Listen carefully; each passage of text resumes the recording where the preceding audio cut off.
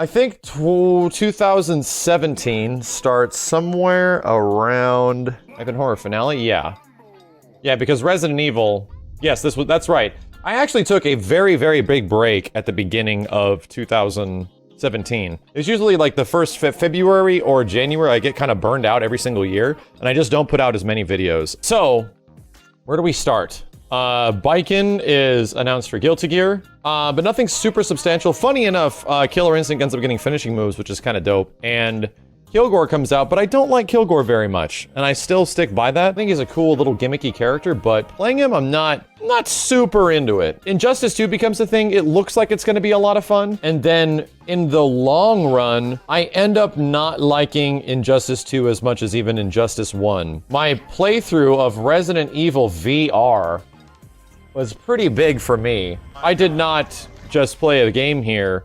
I lived Resident Evil 7. I had no idea what I was expecting in the game. This playthrough was fun as hell, dude. It was something else. And then Marvel vs. Capcom 3 is re-released on PC. And I had some slight hopes that it was going to be better online-wise than the console version, and sadly, it was not. But the cool part was that, yeah, we could actually play with, you could play with mods and stuff like that now. Shit. Rock Howard being... I need to see this. I need to see my reaction to this. Alright. It's looking pretty good so far. Dude, I love Rock in this game. I absolutely love him in this game. Don't beat up your two dads, Rock. It's all you have. It's your only family. Dude, holy God. Yeah, I was pretty fucking happy, man. I think KOF 14, even in a pre-Rock Howard era, was a fighting game that I really enjoyed. It was a fighting game that I had way more fun with than I was anticipating. We do a little Rock Legacy, a tiny one. He's not in a ton of games. He's actually kind of a very niche character for SNK. Oh my God, our playthrough of Eternal Champions was kind of amazing. Clap your arms.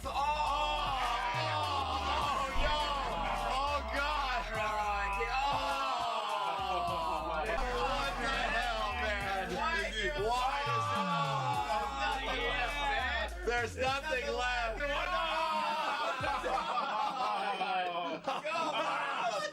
Hey, Eternal Champions was a very fun evening. It's like in the same spirit as Dong Dong Never Die of just discovering this shit. This happens in 2017, which is crazy. This was the original fake game they made. We're fighting EX Layer. That's where that comes from. Wait a minute. It's April 1st in Japan. No! Yeah, this was the heart-wrenching thing, is that this began as an April Fool's joke. The funny thing is that this video, along with the support of a lot of others, was what seemingly got enough support to get them to pay attention. Like, they ended up referencing this video and how many people were watching it.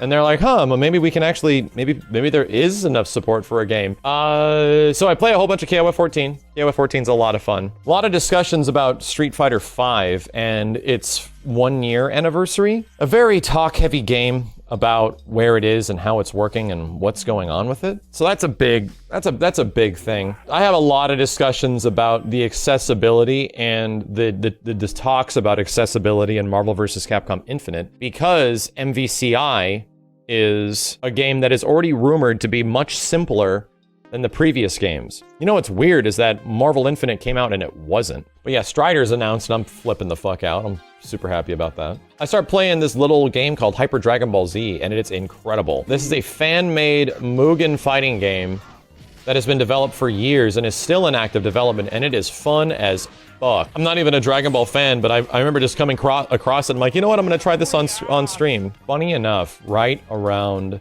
the horizon, Dragon Ball FighterZ is literally announced within about a month and a half after that. There was a rumor the day before that Dragon Ball was going to be getting a 3 vs 3 tag team fighting game made by Arc System Works, and everyone was like, what the fuck? It sounded so impossibly cool. I think a lot of people didn't believe it, but that shit was fucking crazy. It's everything I wanted out of a 3v3 game, because unlike Marvel vs. Capcom Infinite, this game looks incredible.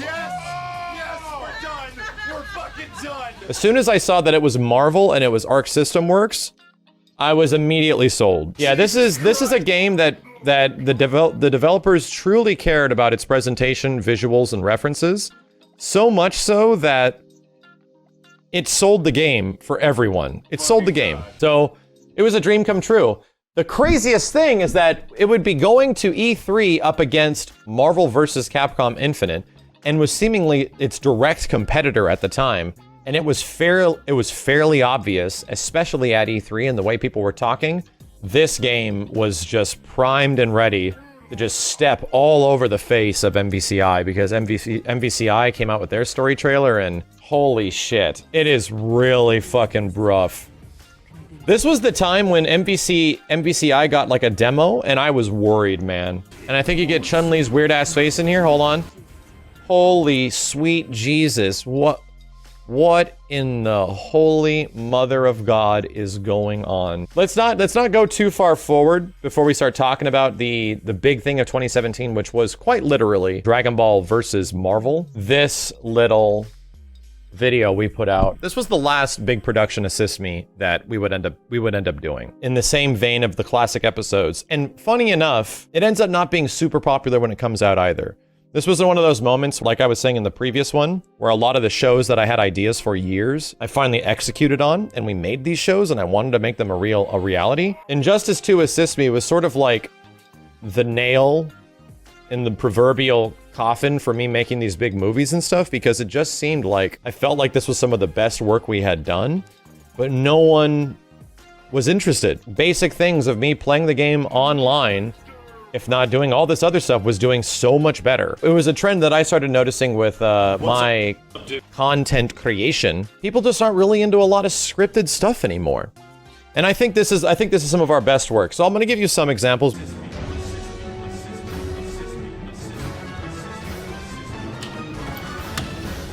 What's happening? Season 3?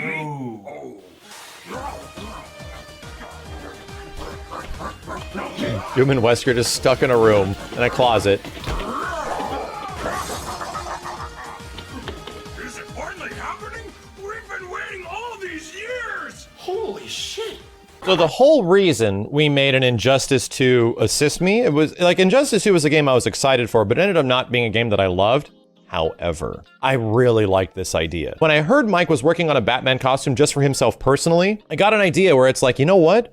How crazy would it be if we get you to show up as Batman for like an Injustice introduction tutorial? What if Doom's Batman as well? And you guys argue the whole time about who's the better Batman. Wesker playing his version of Batman and Doom playing his version of Batman, and they're just bickering with each other about Batman bullshit and lore, but in the characters of Wesker and Dr. Doom. And I was like, that sounds really fun. That sounds really goofy and really fun. Jesus Christ, dude! The costume thing was a rhetorical question. How much did that thing cost? It was so expensive, Max, like, we might be in trouble. I am vengeance! I am the night! I am the astral vision that lasts for 30 in-game seconds! I am Batman! This costume looking the way it did was just completely accidental. I ended up ordering an XL costume. We ended up getting like an XXXL or some shit. And when Simmons put it on, he like poofed like he was a fucking dove. It looked goddamn hilarious. So I really enjoyed all the gags in this episode. I really enjoyed the dialogue and the back and forth between the characters. A lot of the elements between gameplay, which I think is fun. We actually just don't like fade out from gameplay. We actually talk about what was happening into the next sequence. But some might also have invincibility. That's great and all, Max. Like that, like, right? It's like me talking and then it goes into Doom interjecting, or a character interjecting while the conversation's happening. To me, that felt a lot more natural as we got better at understanding the flow of an Assist Me episode. And a big thing that I'm so glad I did during this process, a big problem that I have personally is creative control. And unless they're like really close friends, I have like a tough time getting people to help me out with some stuff. And I got some help on the gameplay capture. I actually had someone else get the gameplay capture for me and then edit it for me, which made this so much fucking easier. It was so much easier if I just had to deal with all the live action and all the crazy shit that is, and not also have to worry about editing a whole fucking character tutorial. You are a disgrace to this simple, you disfigured troglodyte. Can't you take anything seriously? You know, forget it. Whatever.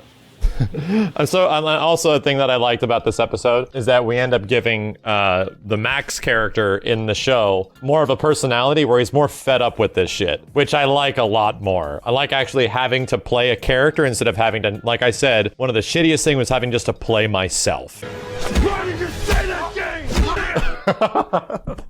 It's still a great gag. I still really like it. And it's fun. I still think this is actually one of the best to shoot, one of the simple in execution, simple in design, and this is, to me, in my personal opinion, what the core of Assist Me was, which is all about a character showing up at a house and then talking shit with other characters on a couch. Around this time frame, one of the most popular boss rages I have on my entire channel was made, and this boss rage, I love. I loved editing this boss rage so much. Weirdly enough, this ends up being one of the most popular Tekken videos on the entirety of YouTube.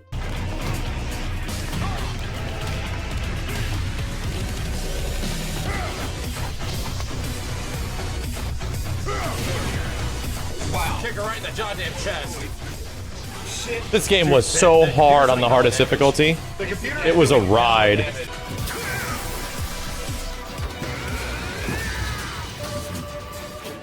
All the cutscenes help so much for editing.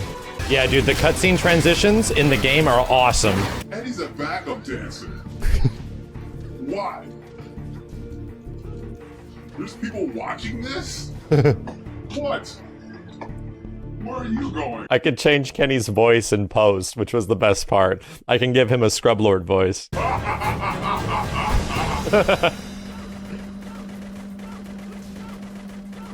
Really? Okay. That's fine. It was so uneventful how it died. Reason why I think this boss rage holds up so well is because of the story elements. There's so much stuff to help you with the storytelling, you know, the whole father versus son storyline, all the stuff that happens with the other characters, the cool cinematics that they sort of sprinkle throughout the game. All that stuff really helps for editing. We're at the middle of 2017 now.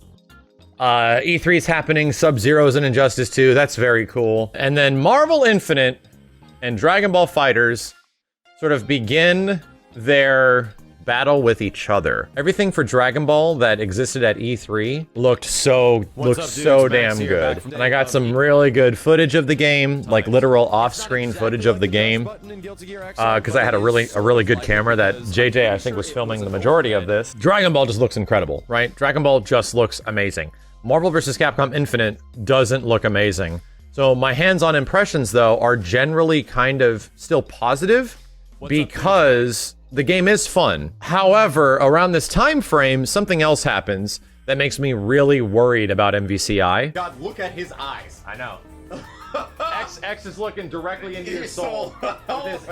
So right after there was a trailer for Marvel vs. Capcom Infinite, there was a demo. God's gift. There's a demo. This is gonna be so sick. We get to play a demo. Let's get. It was a story demo, and it was boring as fuck. And how you barely get to actually play much of it. It just throws you into these scenarios with these characters that you're just not, you don't want to play. And then you get shit like this. Here, buddy. Ebony, ivory, care to dance? It's cute. Yeah. It feels forced as hell. Yeah, yeah. It feels forced as hell. So much of this demo actually bummed me out. For the insane amount of excitement we had right before this came out, at the end of this playthrough, we were pretty much, oh shit, dude, I don't know about this game. Going into E3, it was like, man, MVCI looks rough, Capcom, but Dragon Ball looks incredible. And then this happens. I start talking about my very obvious issues with MVCI and what's going on with the game and what's obvious about the game, and stuff like this happens. Characters are just functions. They're just doing things. Magneto, case in point, is a favorite because he has an 8-way dash and he's really fast, right? The big issue ends up being that at this point forward, obviously the game isn't shaping up to be what we want it to be, but I'm still having a lot of fun playing it. The moments that I actually have playing the game, I was literally on stage playing the game a whole bunch, and no shit, MVCI is a ton of fun. It feels like a genuinely different game than Marvel 3, which I liked. It does not look good, and it doesn't have the characters we want, but it maybe eventually it will, and that was our hope. Our hope was that they were hopefully going to fix it. So we made an Assist Me preview, kind of like a lead up to the characters, and we premiered it at EVO, and this was our lead in to what we were gonna have going forward. And I thought this was a lot of fun. Sounds like a bunch of nerds getting together in a Vegas hotel and playing video games together while they wiggle their joysticks. This premiered at EVO, by the way. Maybe Doom should get in contact with the X-Men. Nah, nobody remembers who they are anymore. Wait! Our direct jabs at Marvel vs. Capcom Infinite, you know? This is an outrage! Who stole my moves? Whoever stole Doom's moves can kiss my ass! Doom will eviscerate them! It started with an H. Guys! I got the job! I'm in Marvel! Woo! What the fuck? The joke is that Howard the Duck makes it in instead of Dr. fucking Doom. Around this time frame, there's a lot of animosity towards Marvel vs. Capcom and Marvel Infinite. There's a lot of like, this game is shit, you're a shill, and people getting aggressively mad. So people were mad. And to be honest, I couldn't blame people either. I really don't blame the fans. I really don't blame the cancel culture in this situation. I blame Capcom. I blame Marvel. I blame those guys for not doing something about it and letting it get to that point in the first place. By the September timeframe when MVCI is about to come out, Dragon Ball gets a beta. Dragon Ball's beta is so awesome. The thing is so damn exciting. Like, you know what? Dragon Ball's friggin' sweet. The beta was incredible because we got like a small taste of playing people. At this point, MVCI is out. Monster Hunter's reveal, the first DLC was revealed maybe 2 or 3 days after the game came out. She looks so much better than almost any character in the game. Okay, so wait, she uses multiple weapons. She can do so many things. She's one of the sickest characters ever in Marvel vs. Capcom. It ends up being one of my favorite versus characters of all time. And it's very obvious what their plan was at this point. It's very obvious that Capcom was just saving all the cool characters for DLC. So all I'm saying is that because there was so much negativity, that creative spark to put a whole bunch of time and a whole bunch of effort into making some big production thing around these games just wasn't there. MVCI and the time frame and the viewership for MVCI just keeps getting like worse and worse and worse. However, when Venom was revealed, people were really excited about that because Venom is the sickest looking version of Venom ever. Hold on a second. Let me go back. I need to relive this. All right. Yes, we got symbiote. Venom is just like everything I wanted from Venom. Because Venom is a lame-ass character in Marvel 1 and Marvel 2. That looks awesome. He's kind of lame. Okay. Yeah. Oh my god. At that point, it was even more painfully clear. They front-loaded the shit out of the game with a whole bunch of stuff that was not what people wanted, and they backloaded it full of DLC that was actually what people were looking for. By this time, I make so many talking videos talking about my feelings of MVCI. Monster Hunter ends up having a beta, and it's incredible. Go, you motherfucker! Oh, give me your goddamn tail! I took the tail off. Tail down. Watch the fire. He's gonna fire the fire. Shit! Oh my god. This game is incredible. Knocked over the whole fucking map. It's absolutely incredible.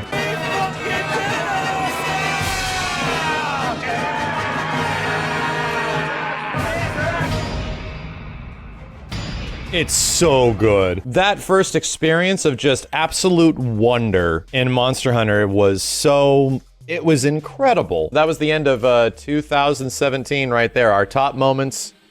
Our top moments for 2017 is up to 900,000 views now. Thank you everyone for that. 2017 And Culmination for me was a very weird year, right? The year before was about me realizing those things that I had wanted to do so bad and executing on them. Sort of getting like a reality hit that maybe this isn't the stuff that a lot of people really want anymore. That was 2017 for me. It was the realization that our audience is looking for some different things every once in a while. Looking at this year in retrospect, like I said, we got a lot of attention and a lot of hate, but I'm glad I didn't let go of MVCI. I'm glad I stuck with the game because from the moment I played another person in MVCI, I knew the game was actually something special. I knew it was doing things that I had always wanted Marvel vs. Capcom to do. Maybe when the next game is made, they won't fuck it up.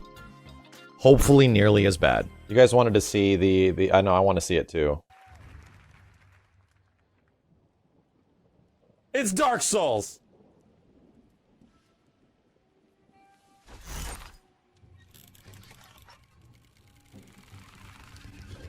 Oh my god.